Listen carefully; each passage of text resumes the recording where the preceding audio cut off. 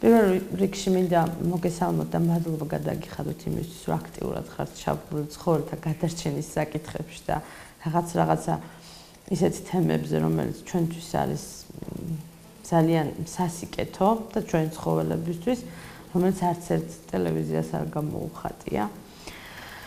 და მინდა გითხრათ, რომ დიახ, ჩვენ გეგმავდით 4 აპრილს უსახლკარო ცხოველთა დაცვის დღესთან დაკავშირებით თეატრის სკვერში გაგვეკეთებინა პატარა გაჩუქების აქციაც, რაღაცა ისეთ მშვიდობიან რეჟიმში.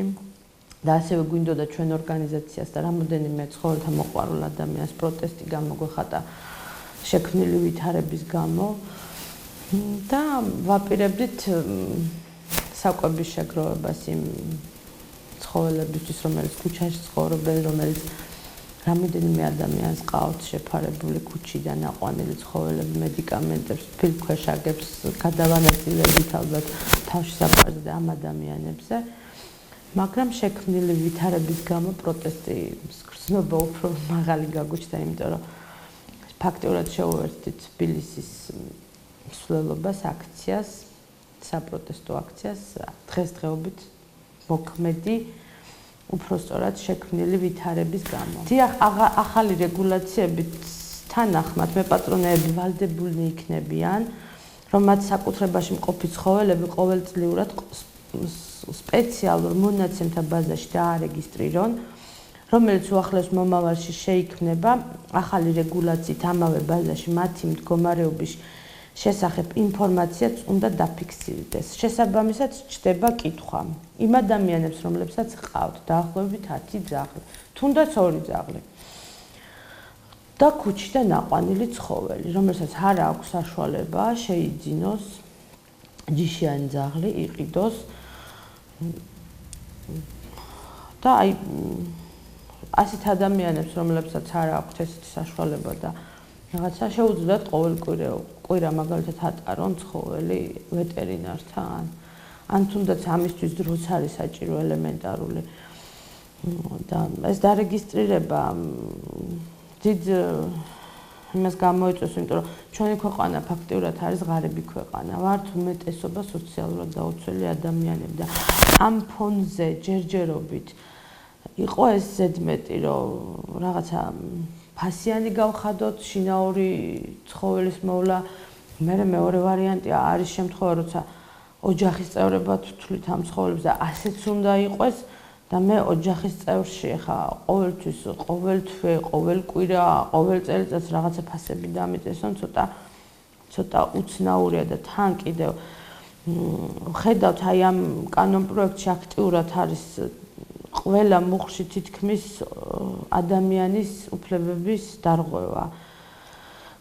ესე იგი, ხდება როგორი შემთხვევა, იცით, კანონპროექტში იდო აი ასეთი მუხლი ზუსტად, თუ მე სოციალურად დაუცველი ვარ და ვერ ვაკეთებ ჩემი ცხოველის სტერილიზაცია, კასტრაციას, შესაბამისად მე ასეთ ცხოველს გამოდის, რომ ვაჯვარებ, ვამრავლებ და ან მე ვჩუქნი, ან თქვა ხდებიან ეს ცხოველები ქუჩაში.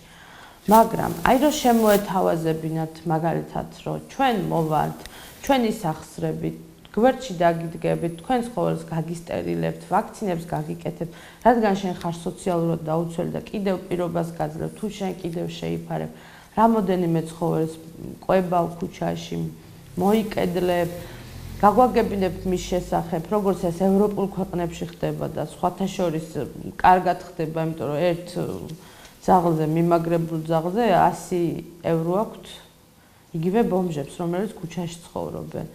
თუ ამას შეგვპირდებოდნენ და გააკეთებდნენ, ყოლის უფლებას მოგცემდნენ, დაგვეხმარებოდნენ რაღაცით, იმიტომ რომ მე დღეს თუ ვთქვათ რაღაცა ფენა ვარ, არა ვარ, ზღვარზე ვარ, სიღარიბის ზღვარზე ვარ, ხვალმე შეიძლება სოციალურად დაუცველი გავხდე და გავხდები კიდევაც, იმიტომ რომ მე თვითონ 10 ძაღლი მყავს და ასევე 25 ძაღლამდე მყავს მოკედლებული, რომელიც ჩემს მეთვალყურეობის ქვეშ არიან და როდესაც მე თვითონ 10 ძაღლი მყავს, ოჯახში ვცხოვრობთ რამდენიმე პირი, მათ შორის ჩემი შვილიც და უმეტესი ადამიანები ესე ცხოვრობენ, ამ შემთხვევაში ხდება ასე, მე ჩემი ოჯახის წევრებს ყველანაირად დავიცამ რაიმე გადამდები დაავადებებისგან და ყოველ შემთხვევაში ზუსტად მე მაქვს ხოლმე დღეები Რო ვთქვათ, აი ამ შაბათ კვირას, როცა მე ვისვენებ, ჩემი ცხოველები ამაზე უნდა დავამუშავო. ამ შემთხვევაში მე ჩემს შვილს პრობლემას არ შევქმნი, ჩემი ცხოველებისგან რაღაცა გადაედოთ. პირიქით. მაქსიმალურად ვეცდები, რომ ერთად იცხოვრო კარგად. და მე შემიძლია რომ აი თუ აქაც იკვეთება, იცით, ადამიანის დისკრიმინაციას ვახდენ, სოციალურად დაუცველს კი არა, ღარიბ ადამიანებზეც მაქვს საუბარი, იმიტომ რომ უმეტესობა საქართველოში არის ღარიბი და არა სოციალურად დაუცველი, ხო? სოციალურად დაუცველიც და ღარიბიც, იმიტომ რომ იმას რაღაცა 1%, 2% მეტი აქვს და არ არის სოციალურად დაუცველი, მაგრამ უყვარს ცხოველები და გამოდის რომ სიყვარულის გამო იჯებიან. ამაში ესდევს ძალიან ცუდი და ვარღვევთ ამ კანონპროექტით ადამიანის უფლებებს. პირადად მე დაჩიპვის წინააღმდეგი, ტატუს წინააღმდეგ მართლა არა ვარ, მაგრამ ეს არის ძალიან კარგი საშუალება იმისთვის, როდესაც მე ვკარგავ ცხოველს, ტატუ, ჩიპი არის ერთადერთი პოვნის საშუალება, მაგრამ ჩვენ არ გაგვაჩნია სკანერი. არც ერთ ბაზაში თითქმის არა შეიძლება იყოს საქართველოში სულ 1-2. ან ეს მე მგონი ზუსტად არ ვიცი, ალბათ რომელიმე ვეტერინარულ კლინიკა შეიძლება გქონდეს, მაგრამ ცხოველი მე დავკარგე, თქვათ, ღამის 10 საათზე გამექცა სახლიდან.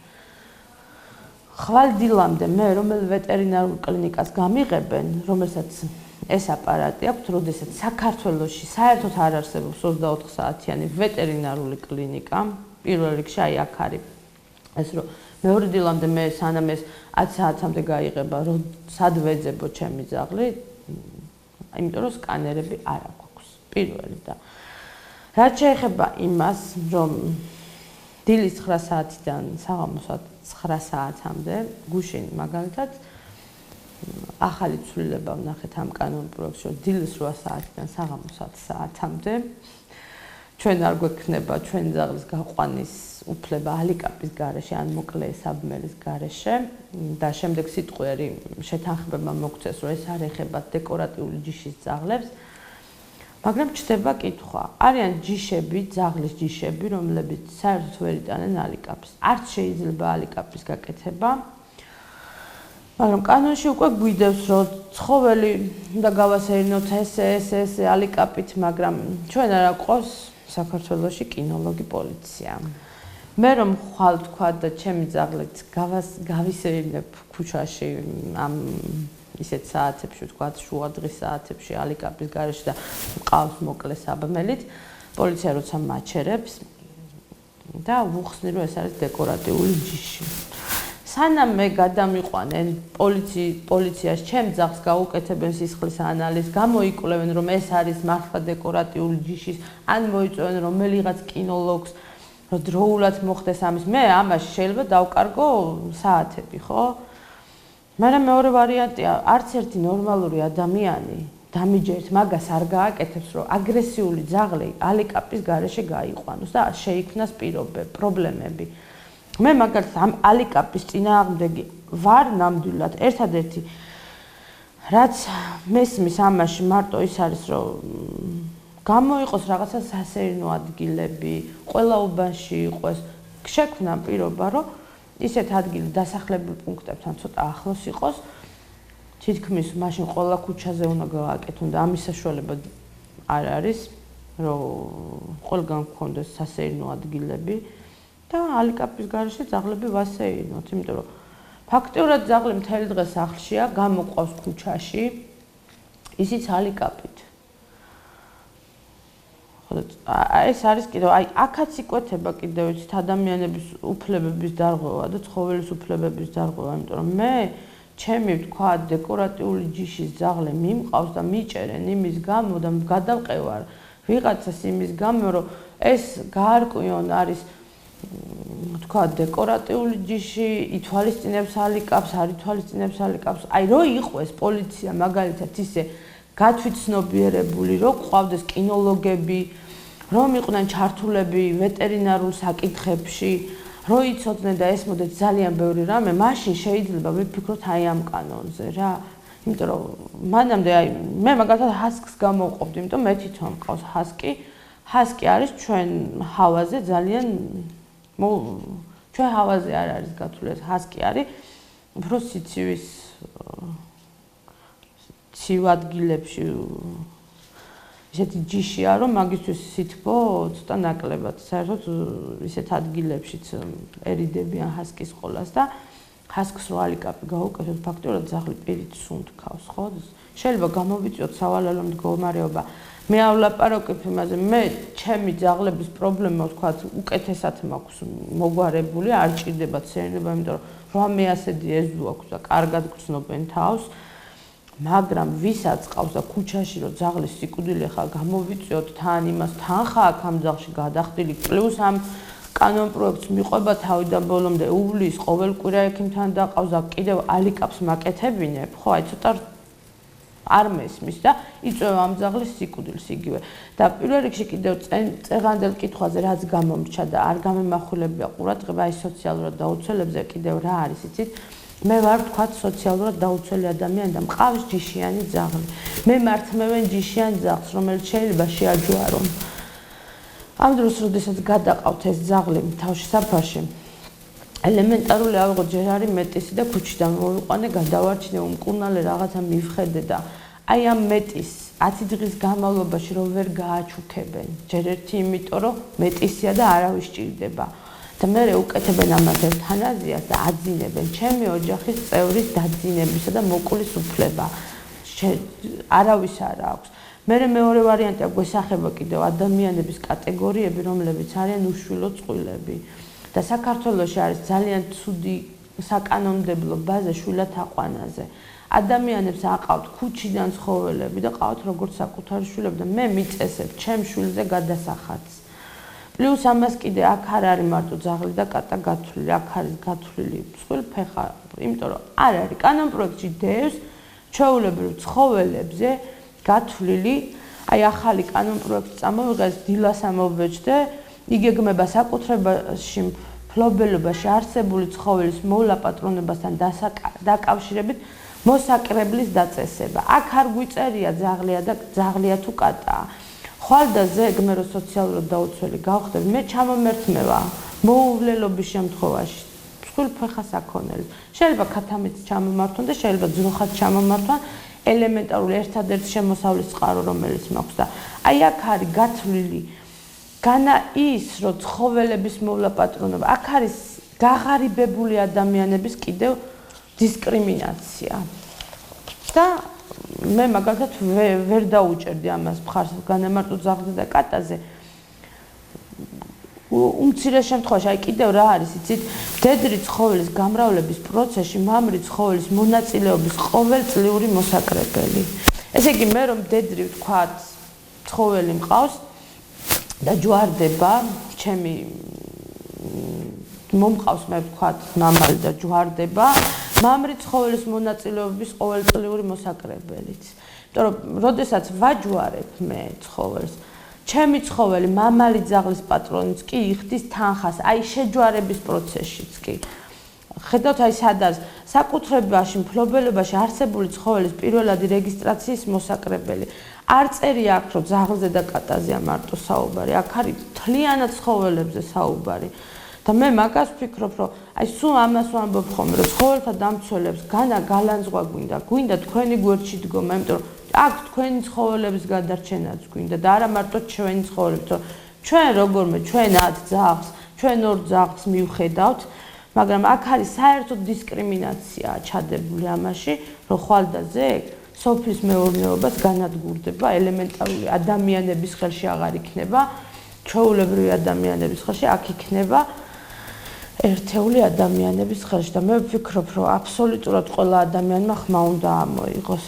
არის ძალიან ცუდი, ძალიან ჩემთვის არის მიუღებელი და მე მგონი მოსახლეობის უმეტესი ნაწილისთვისაც უნდა იყოს მიღებული. აი ცხოველების კიდევ რა არის იცით ყველაზე ცუდი ცხოველი როცა მე მიკვდება, ხო? კვდება ჩემი ცხოველი, თქვა ძროხა მყავს, ხო? ნუ არ მაქვს ამ შემთხვევაში ძაღლზე საუბარი, მოკვდა ჩემი ცხოველი.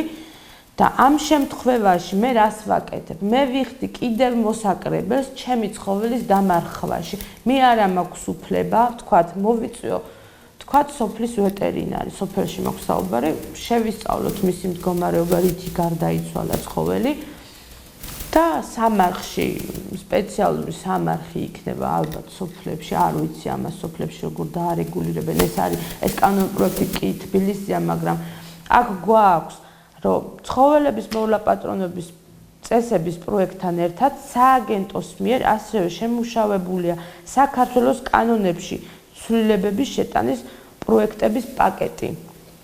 კერძოდ, ადგილობრივი მოსაკრებლის შესახებ საქართველოს კანონში უნდა ჩაიდოს.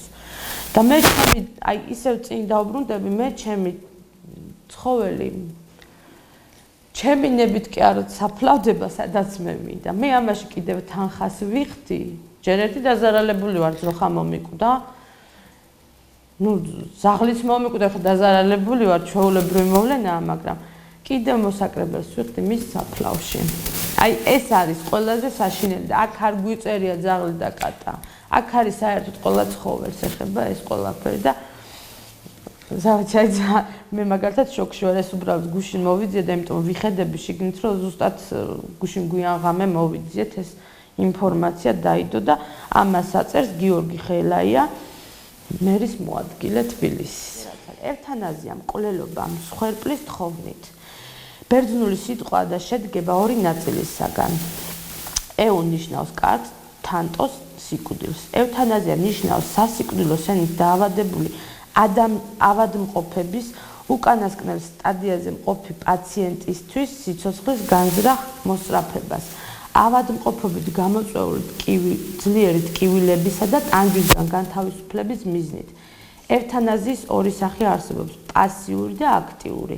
აქტიური ევთანაზიის დროს უკურნებადი დაავადებების ტერმინალურ სტადიაზე მყოფი ავადმყოფის მიმართ გამოიყენება ისეთი პრეპარატი, რომელიც აჩქარებს სიკვდილს. პასიური ევთანაზიის დროს კი წყდება დამხმარე თერაპია.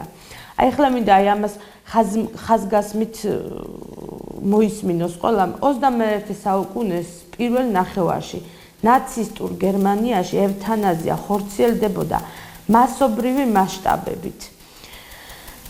იმათი წინააღმდეგ, ვინც იმ დროისთვის ეკონომიკურ ტვირთს წარმოადგენდა. წარმოადგენთ ეკონომიკურ ტვირთს წარმოადგენდნენ ადამიანები, რომლებიც ესე იგი ეკონომიკურ ტვირთს წარმოადგენდა მეცნიერები და ექიმები იმ დროისთვის ეგრეთ წოდებულ რასობრივი ჰიგიენის პროპაგანდას ეწეოდნენ. მათი გავლენით ჰიტლერმა გამოსცა ბრძანება იმ ბავშვების რეგისტრაციის შესახებ, რომლებიც დაავადებულნი იყვნენ მონღოლი დურობით, ჰიდროცეფალიით, ცერებრალური დამბლით და სხვა სიმახინჯეებით. ამ კატეგორიას უკეთებდნენ ევთანაზიას. ფენობარბილატის ჭარბი დოზის შეყვანით. ევთანაზია იყო საშუალება საზოგადოებისთვის ზედმეტი ტვირთის მოსაცილებლად. სწორედ აღნიშნულზე დავყრდნობით ევროპის უმეტესი ქვეყანა ერიდება მის ლეგალიზებას, რათა არ მოხდეს ევთანაზიის ბოროტად გამოყენება. პასიური ევთანაზია ლეგალიზებულია. ექიმებს შორის დამკვიდრებულია აზრი, რომ თუ კი პაციენტის სიცოცხლე აპარატის გარეშე შეუძლია, შესაძლებელია მისი გამოყვანა. აპარატის გარეშე შეუძლებელია, მაშინ ხდება მხოლოდ ევთანაზია. თუ შეუძლია მას აპარატის გარეშე ცხოვრება, ესე იგი ეს ამ პაციენტის სიცოცხლის შენარჩუნების უფლება ჩვეულებრივ ხდება. რაც შეეხება აქტიურ ევთანაზიას, იგი ტკივილის მომხსნელ ნემს მასთან დაკავშირებით განსხვავებული აზრი არსებობს. ჩვენ მოვესწარეთ ევთანაზიას ქუჩაში. ჩვენ იყო მე 80-იანი წლებიდან 2012 წლამდე მახსოვს ეს ევთანაზია იყო იარაღით. ეს არის ევთანაზია ჰუმანური მეთოდით, იმიტომ რომ განსხვავებას ვერ ხედავ, სიკვდილია, უბრალოდ ის არის გამარტივებული სიკვდილი და ვერაფერი შედეგი ვერ გამოიღო. ხოცავდნენ ქუჩაში ცხოველებს, ეს იყო კატასტროფული მდგომარეობა. ვისაც ცხოველები არ უყვარდა, იმათთვისაც როცა გასროლის ხმას გავიგებდით. ძაღლის ყმუილის ხმას, რასაც ქვია და ტირილის ხმას და დილით რომ გამოვდიოდი ცისხლის გუბეები იყო, ეს იყო კომუნისტების წლები და მე მანამდე მართლა არ ვიცი და უბრალოდ არც მიკითხე, იმიტომ რომ ვიცი რომ რაღაცა საშინელი იქნებოდა. ხო და აი მე მაგალითად რას ვფიქრობ, აი ამ კანონ პროექტში იმ 3 მილიონში ზუსტად რაც არის გამოყოფილი იკვეთება ზუსტად ხაზგასმით იკვეთება კორუფცია. იმიტომ რომ ჩვენ ვიწყებთ ცხოველების მასობრივ დახოცვას. დავხოცოთ ცხოველები, ვთქვათ, ვიწყებთ დახოცვას, გავანადგუროთ ქუჩის ცხოველები, მაგრამ ამ დროს რა ხდება? იყო მომენტები, როცა ქუჩაში მართლა იხოცებოდა ცხოველები, მაგრამ რაოდენობა ვერ შევამცირეთ, უფრო მეტი რაოდენობის ცხოველია და შესაბამისად შედეგს ვერ ვიღებთ, ხო? ესე იგი, ეს მუნიციპალური სამსახური საერთოდ რას ნიშნავს და გაუქმება რას ნიშნავს? როდესაც მუნიციპალური სამსახური ამთავრებს, თქვათ, და შედეგი მივიღეთ, უქმდება, მაშინ ვაუქმებთ, ხო? აი, ეს თავშესაფარი აკეთებს პირიქით და ამ კანონ პროექტში პირიქით დევს. აქ იკვეთება უკვე კორუფციის ნიშნები. ჩვენ 3 მილიონი გამოყავით ცხოველების სიკვდილში მხოლოდ და ამ ცხოველების სიკვდილის ხარჯზე კიდევ მომავალ წელს კიდევ 3 მილიონ ლარს გამოვყოფთ შემდეგი ცხოველების ამოსახოსად და ყოველ წელიწადს იქნება ასე, რომ ცხოველებს ვერ გავწყვიტავთ ერთადერთი პოპულაციური მართვა ჰუმანური მეთოდით, რაც არის დაწესებული და რასაც ითვალისწინებს ევროპა და არა მარტო ევროპა, ადამიანებიც მივიდნენ ჩვენთან ჯერ არ ვართ ევროპელები, მივედით იმ დასკვნამდე, რომ ერთადერთი სწორი გზა არის სტერილიზაცია, კასტრაცია, ვაქცინები. მიმაგრების ადგილზე ვიცოდეთ ცხოველი სად არის. ყოველ წელიწადს მივდიოდეთ და ცოფის ვაქცინას უკეთებდეთ. მივამაგროთ ერთ სადარბაზოსთან 5 ძაღლი, რომელსაც მინიმუმ 10 ძაღლის კვება შეუძლია, თუნდაც გორის პირობებში. ვიცი რომ ძალიან ბევრი გაჭირვებული ადამიანია შიმშილის ზღვარზე ვართ მისული, მაგრამ არიან ადამიანების კატეგორია, რომელსაც ცხოველის კვება უფრო უშევნია ვიდრე ადამიანის. მივამაგროთ ესეთი ცხოველები დავაძალოთ, აი თურქეთში ასე ხდება მაგალითად. ქუჩაში როდესაც ვხედავ დაბირკულ მოვლილ ცხოველს, პირადად მე თვითონ ნახე, მიყავთ 3-4 ცხოველი და ამაგრებენ ერთ რესტორანს. ავალებს სახელმწიფო, შენ ვალდებული ხარ, აი 3 ცხოველი კვებო, ნარჩენებით, თუ რამე შეაწუხებ, შენ მე უნდა დამირეკო და მე მოვდივარ და ამ ძაღლს მკურნალობ და 1 წლის მერე მე გირეკავ და ვაქცინაზე მოვდივარ და შენ ვალდებული ხარ ცხოველი ადგილზე დამახვედრო. აი რა შემთხვევაში, ამ შემთხვევაში ცხოველთა უფლებები იქ აღარ არის დარღვეული, არ არის ადამიანის უფლებები დარღვეული. მშვენივრად ცხოვრობენ ერთად ცხოველის და ადამიანის და როცა მოხდა მასობრივი კასტრაცია, სტერილიზაცია თურქეთში, ის დაბირკული ცხოველები რომ ვეღარ გამრავლდნენ, ოჯახებში შეიყვანეს ადამიანებმა და ყავთ ცხოველები. არ იხდიან ისინი ფულს ცხოველის ყიდვაში, მიყავთ თავშესაფრიდან, სხვათა შორის მეც მყავს თავშესაფრიდან წამოყვანილი ცხოველები და მშვენივრად ცხოვრობენ ჩემ ნაყიდ პუდელთან ერთად. მე მაგალითად ჩემი ნაყიდი ძაღლი, როცა ვიყიდე, მე არ მომითხოვე იმისი არც პასპორტი, არც წინაპრები ვინყავდა, მაგრამ მშვენივრად ცხოვრობენ ერთად და ეხლა მე როცა მიწესებენ ასეთ გადასახადებს, მე როცა ცხოველი მიყვარს, ხო, ვყიდულობ იმიტომ ვთქვათ, რომ მიყვარს და არა იმიტომ იმისი შთამომავლობა და წინაპრები ვიღაცები მაინტერესებდეს, არა, მე ის მინდა და მიმყავს. ასე ხდება, მე მგონი ჩვეულებრივ ოჯახებში ჩვენთან ადამიანები, როდესაც ქალს და მამაკაცს ერთმანეთი უყვარდებათ, ელემენტარული აუღოთ მიყავს ის ქალი და არა იმის წინაპრების არ ვიცი ეს არის აქაც ყველაფერში არის თითქმის ყველგან იკვეთება ადამიანების უფლებების დარღვევა რა. აი საერთოდ მე არ მესმის ეს კანონ პროექტი ძირითადად დაიწერა ცხოველთა მოძულეების მიერ და კიდევ რა არის იცით, როდესაც 20 არასამთავრობო ორგანიზაცია გეუბნება რომ ეს კანონ პროექტი არის შეცდომით, ცუდად გათვლილი. შეგვიშვით თქვენთან ერთად ვიმუშაოთ, მეგობრულად დავსხდეთ ერთად ჩვეულებრივ პირობებში, თუნდაც ღამეები გავათენოთ, როცა თქვენ გეცლებათ დავსხდებით ერთად უფრო ჰუმანური კანონპროექტი მივიღოთ ისე რომ ადამიანების უფლებებიც არ იყოს დარღვეული. თქვენ როგორ გგონიათ სიტყვიერ დაპირებას როცა გაძლევენ და მთავარი მოქმედი არის ფურცელზე დაწერილი, ბეჭედზე დარტყმული და ხელმოწერილი და ამ მასალასაც არ გვაწვდიან და 20 არასამთავრობო ორგანიზაცია დღეს ზუსტად ამაზე საუბრობდი კიდევაც 20 არასამთავრობო ორგანიზაციიდან თითო ორგანიზაციიდან 4 პირი მაინც არის თქვათ ერთი ხო პლუს ამას კიდე აქციაზე მიდის 4000 ადამიანი რომელიც სოციალურ ქსელზეა დარეგისტრირებული შეიძლება 4000 ადამიანი ხო მიდის აქციაზე შეიძლება 3-ჯერ მეტი ისე ადამიანი მივიდეს აქციაზე და ეს იქნება კატასტროფა ეს იქნება სირცხვილი რომ ადამიანების ინტერესებს არ ითვალისწინებენ და ვიღაცა ერთ ადამიანს ორ ადამიანს ცხოველები არ უყვარს და ამის გამო კანონი უნდა მიიღონ რომელიც მთელ საქართველოში გავრცელდება და აი მე მაგალითად ვიტყვი კიდევაც რომ მე რო ვიცი ხვალ რომ მე სოციალურად დაუცველი გავხდები და ჩემ 10 ცხოველს მე ჩამომართმევენ რომელ ქალაქშიც ჯერჯერობით არ მიუღიათ ეს კანონპროექტი მე წავიყვან ჩემ 10 ძაღლს და გავუშვებ იმ ქალაქში ანალოგიურად მოხდება გორშიც და გორი კიდევ კარგი რომ ჩემმა ორგანიზაციამ გორის მუნიციპალურ თავშესაფართან ჯერ არ იყო ამ კანონპროექტზე საუბარი მემორანდუმი გააფორმა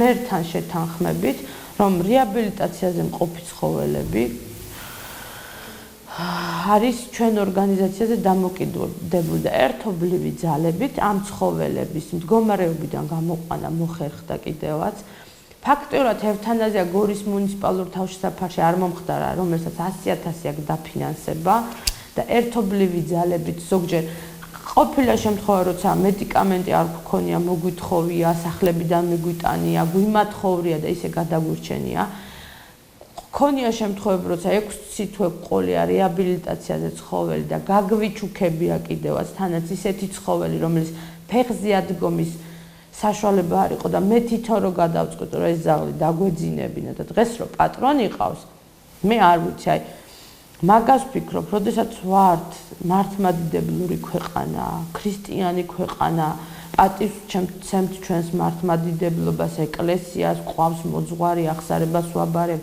და ამ დროს მე ცხოველები არ მიყვარს ეს შეიძლება არ მიყვარდეს მაგრამ ნუ გამოვხატავთ ნუ გავაჩენთ ხალხში პანიკას ნუ შევქმნით ისეთ სიტუაციას ვითომ ცოფიანი ძაღლები დადიან უბრალოდ სხვანაირი მეთოდებით უფრო ჰუმანური მეთოდებით არ უყურონ ჩვენმა შვილებმა იმას რომ ხვალდაზე ჩვენი შვილები რომ გაიზრდებენ და უკვე რო იციან რომ ცხოველი მიყავთ იმის გამო რომ ევთანაზია ჩაუტარონ მოკლან ანალოგიურად როგორც ჩვენ გვემართებოდა გასროლის ხმაზე კივილის ხმას რო ვიგებდით და ხმუილის ხმას რო ვიგებდით ანალოგიურად ფიქრებენ ჩვენი შვილები ეს არ არის ეს კანონპროექტი არის ერის დისკრიმინაცია მართლმადიდებლობის დისკრიმინაცია და აბსოლუტურად ყველა მუხლში არის დარღვევა ადამიანის უფლებების არ ითვალისწინებენ თუნდაც ევთანაზია არა აქვთ უფლება ევთანაზია მოახდინონ თუნდაც დემოდეკოზის დროს ერთადერთი რაშიც ვეთანხმები აგრესიული ცხოველი როდესაც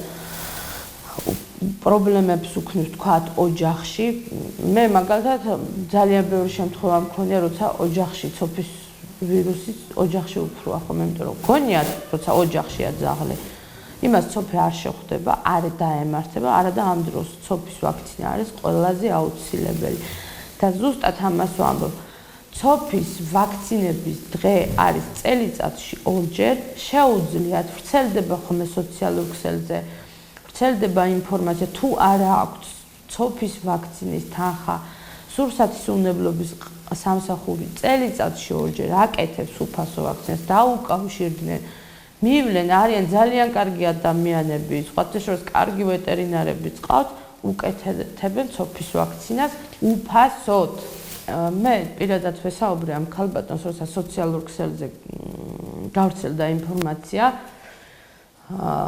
და გადავრეკე იმ დროში ნომერი მოვიძიე და ვკითხე ამ ქალბატონს რა მოხდა თქო ნუ ქალი მიხსნის ამას რომ ყავდა 30 ზაღლამდე მოკედლებული რომლებიც არა აგრესიულები იყვნენ და ვკვებავდითო ამ ზაღლებსო მოვიდა მერის ზედამხედველობის სამსახური ჯიპებში ისხდნენ და კანონპროექტში დევს ზუსტად ეს ცეცხლსასროლი, შპრიცსასროლი იარაღი, რომელიც ესე იგი როგორ არის იცი აქ არის კილოების მიხედვით თქვათ ძაღლი არის 20 კილო იმას არ უნდა გაუკეთდეს იმას თქვათ 2 გრამი უნდა გაუკეთდეს თუ არის თქვათ 10 კილო ან ნაკლებად ხა 20 კილო ძაღლი ნამდვილად არ იქნება და ეს შპრიცსასროლები ესროლეს იმიტომ რომ ადგილზე დაძინება ხდება გათიშვა ეს შპრიცსასროლი აი ამას ნიშნავს რომელიც ჩვეულებრივ ცეცხლსასროლ იარაღს გავს მივიდა ეს მერის ზედამხედველობის სამსახური ჯიპებიდან ესროლეს ამ 30 ძაღლს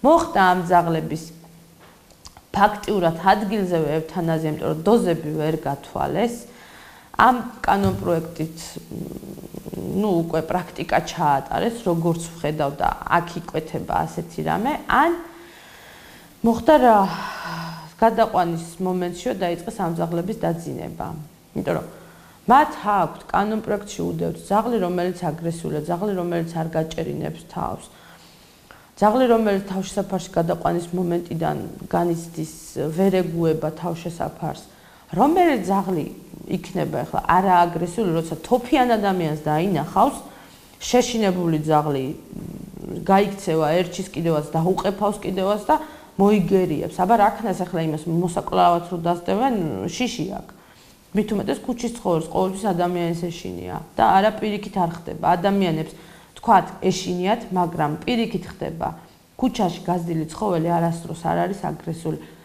ქუჩაში ძაღლი საერთოდ არის აგრესიული ის ძაღლი რომელიც არის პატრონისგან გამოშვებული უფრო ამაყია უფრო მეტად არ ეშინია ადამიანის უფრო მეტად არ იცნობს ადამიანებს მაგრამ როდესაც ქუჩაშია ძაღლი გაზრდილი იმან დაბადების მომენტიდანვე იცის ადამიანი როგორი საფრთხეა მისთვის აქ მოხდა კიდევ ყველაზე დიდი ადამიანების უფლებების დარღვევა და მათ შორის ბავშვების თვალწინ მოხდა ამ შპრიცსასროლებით ბავშვების თვალწინ ესროდნენ ამ ძაღლებს წავიდა მასობრივი გაწმენდა წაიყვანეს გადაიყვანეს ყრიდნენ ეგრევე ეს ქალი მიხსნის რომ ყრიდნენ ეგრევე ჯიპებიდან არც გადმოდიოდნენ და უყურებდნენ და ის თანამშრომლები ყრიდნენ მანქანაში ეგრევე ამ დაძინებულ ძაღლებს და გადაიყვანეს როდესაც უკვე სოციალურ ქსელზე გავრცელდა ინფორმაცია თამაზ ელიზბარაშვილმა აიღო ტელეფონი და დაურეკა რომ ეს 30 ძაღლი მასთან გადაიყვანა თავშესაფარში უარი ეთქვა და რატომ იმიტომ რომ 30 ძაღლის დაძინება უკვე დაიწყეს. ან შპრიცსასროლი იარაღით დაეხოცათ იქვე, იმიტომ რომ დოზები ვერ გათვალეს. მოხდა ესე რომ ეს ძაღლები ფაქტიურად დახოცეს. ამას შეესწრნენ ბავშვები და რომ მიყსულიყო მერი ზედამხედველობის სამსახური ეთქვათ ბავშვები ცოტა ხანი მოგვარიდეთ, შეიყვანეთ სახლებში, იმიტომ რომ ასეთ რაღაცას ვაპირებ, პრაქტიკას ვატარებთ. აი ეს გამოუვიდა ზუსტად პრაქტიკა ჩაატარეს არახუმანური მეთოდით. და ამ დროს გვიწერია და ყველაფერს ჰუმანურად აკეთებენ. მე აქ ჰუმანურობას ვერ ხედავ. ფაქტიურად სოციალურ ქსელზე გავრცელებული ინფორმაციის მიხედვით 6 ძაღლი გადარჩა 30 ძაღლიდან. დანარჩენი ძაღლები სად არიან? ამ წუთშიც არ ვიცით. და აქ არის ზუსტად აი ამ თქვენ კითხვაშიც ზუსტად დისკრიმინაცია მოხდა იმ ცხოველების, იმ ადამიანების, ვინც ამ ცხოველებს კვებავდნენ, იმ ბავშვების, რომლებიც ამას შეესწრნენ. ამ დროს ტელევიზიაში ასეთი ინფორმაციები, ასეთი დაძაბული სიტუაცია ცხოველების ხოცვას იწყებენ რაღაცა ჰუმანური მეთოდით გავითომ შპრიცსასროლით ესროლეს, მაგრამ შოკში ჩავარდა ხალხი და ძალიან ბევრმა ძალიან ცუდად მიიღო ეს. და კიდევ ერთი უარყოფითი ქულები დაიწერეს აი ამ კანონ პროექტზე, რასაც ესენი აპირებენ. ევროსაბჭოს სტანდარტები ითვალისწინებს სხვა რამეს. აქ არის პირიქით ყველაფერი. უნდა იყოს საქართველოს ცხოველთა უფლებები დაცული იმ დონეზე და ადამიანის უფლებები დაცული იმ დონეზე, უნდა შეიმუშავენ მშვენიერი კანონ პროექტები გვაქვს ჩვენ და რომელზეც არ გვიშვებენ და ვერ მივდივართ ახლოს. რომელიც ევროპულ სტანდარტებს ძალიან კარგად ითვალისწინებს, მაგალითად ის, რომ მე წეღანაც ვთქვი, სოციალურად დაუცველ შეუქმნან პირობები, რაც შეიძლება მეტი ცხოველი ყავდეთ და ეხმარნონ, იმიტომ რომ სოციალურად დაუცველი ოჯახის ცხოველით სოციალურად დაუცველად ითვლება. ავიყვანოთ ეს ცხოველები ისე, რომ მათი დახმარება შევძლოთ ყოველწლიურად რაღაცით დავეხმაროთ, თუნდაც ყოველ თვე. მე მაგალითად ჩემ მეგობრებში და საერთოდ საზოგადოებაში აი რაც მე ცხოველების საკითხით ვარ დაინტერესებული, ჩემთან მეგობრობაში უფრო უმეტესი ადამიანი არის მარტოხელა, რომელსაც ცხოველები ყავს. უმეტესი ადამიანი არის უშვილო წყვილი, უშვილო ქალი, რომელსაც თქვათ არ გაუმართლა შვილი, არ აყავს ოჯახს, არ გაუმართლა. ცხოველები შვილები ვიყავთ გაზრდილდეს, ჩვენ ამას ვართმევთ. ეს რომელ ევროპულ სტანდარტებზე აქ საუბარი. საერთოდ რაზეა საუბარი, ვერ ვხვდებით სიტყვიერ დაპირებას გვაძლევენ, ეს არის ამოღებული, ეს არის ამოღებული, ვერ გავიგე, რომელ ქვეყანაში ვცხოვრობთ. მე მგონი არის ის დრო, რომ ფურცელზე გადავიტანოთ ყველა კითხვა და პასუხი და ყველაფერზე გაეცეს ნორმალური პასუხი და არა ისე გამოვიდე ტელევიზიით დღეს მე შეგპირდეთ ამას, რომ მე ამას გავაკეთებ, მე ეს კანონი ამოვიღეთ, მაგრამ ამ დროს არ მაწვდი შენ ამას ფურცელზე. ხო უნდა დამიწერო და ხო უნდა მომაწვდო, რომ მე პროტესტის გრძნობა არ გამიჩნდეს.